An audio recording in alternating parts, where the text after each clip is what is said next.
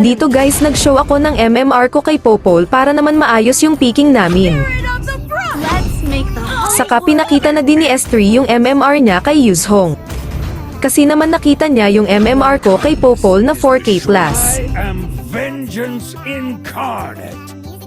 Dito guys inuna ko muna kinuha yung blue buff. Saka dumiretso na agad ako sa red buff ko kasi naman ang goal ko maka level 4 agad para naman mas madali lang ako makapitas ng mga kalaban.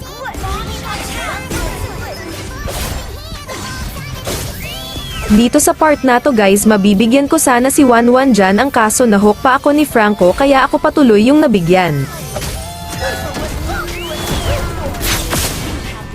Dito guys nakapwesto na kami sa turtle kaya naman easy retro lang to sakin.